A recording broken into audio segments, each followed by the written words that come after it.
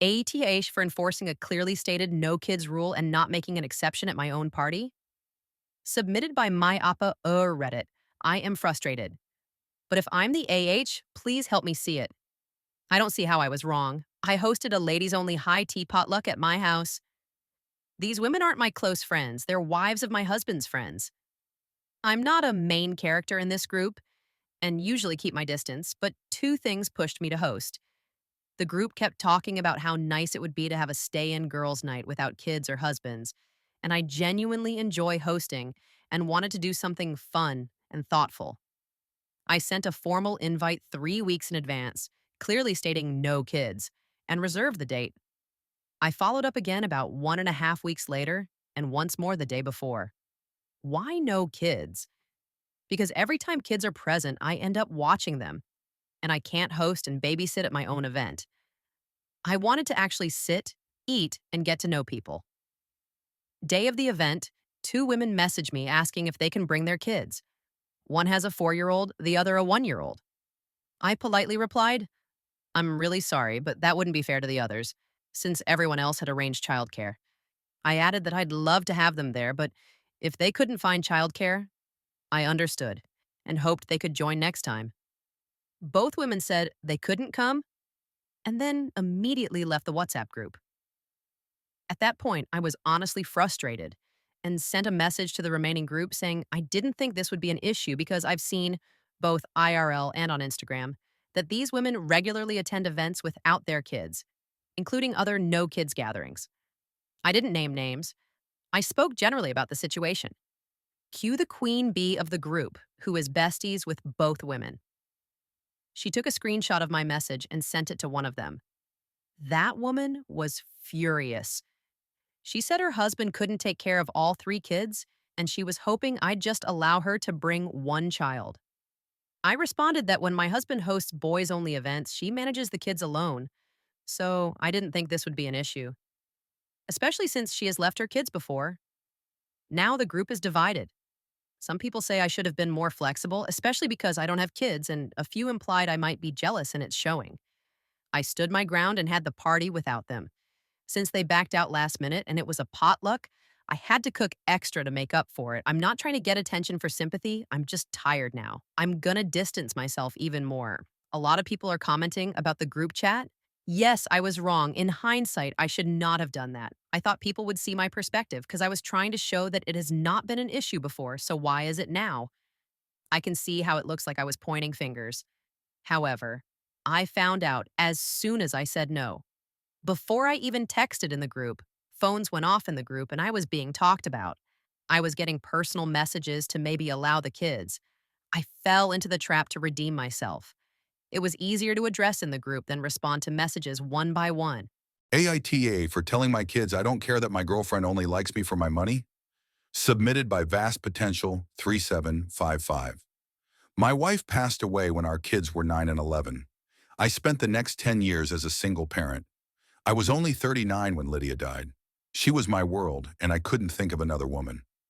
I went to grief counseling alone and with my kids. It definitely helped, but it didn't make me want another woman. My youngest is now in her last year of university. She went away to school, so I was alone after she left. I started going to social events and meeting women. It was fine. My friends tried setting me up. Nothing clicked. I met some beautiful, kind, intelligent, interesting women. None of them were Lydia, and that's what I wanted. After about a year, I met Diana. She was 28, 22 years younger than me. She works at a bookstore. She reads more than just the smutty fantasy books it seems like everyone is into these days. She doesn't have any tattoos, they just aren't my thing, and please don't think I judge you if you have any.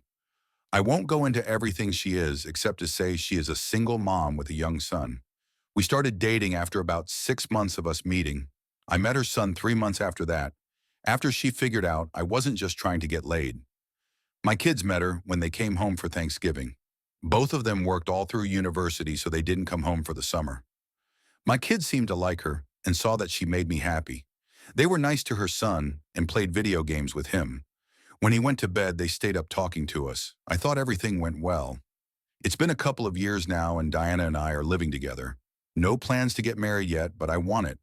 My son is married now, and like I said, his sister is just about done university. My son and daughter talked to me over the holidays.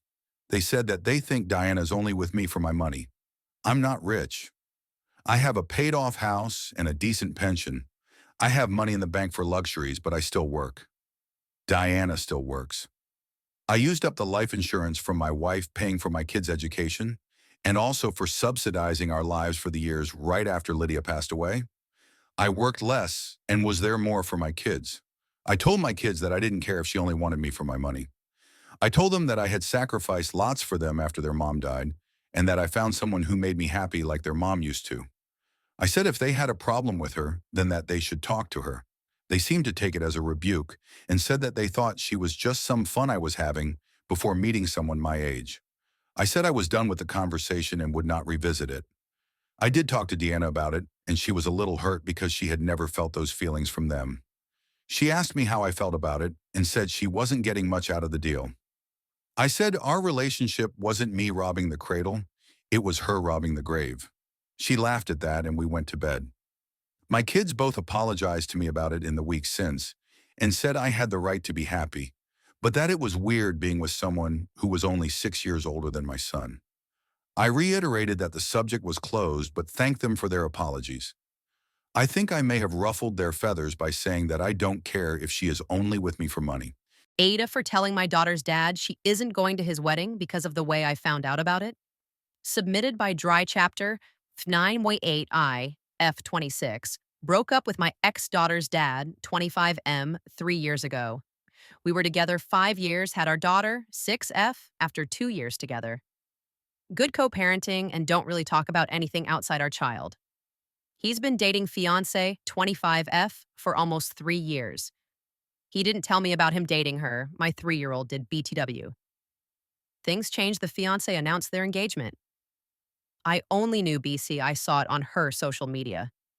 She and I have been friends on social media for over 10 years, but X and I aren't friends. Right before this, he told me that he could not financially support his daughter for a while. He pays child support, but we've never gone to court. He told me it was because he was moving into a new job field. I said that's great and fine. Days later, I opened my social app to see an expensive-looking ring. I was annoyed, but things were civil, so I said nothing. Fast forward a month later, his mom texted me to say she would take our child on his days, but not all of his days. He texted me after to say that he was busy. It's less than 24 hours before he was supposed to have her, so I figured something must have come up.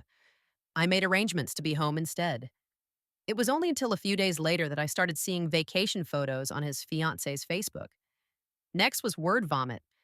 When his next time to have our daughter came, I let him have it. I told him he could have let me know in advance he was going out of town and that he had to have known for weeks ahead.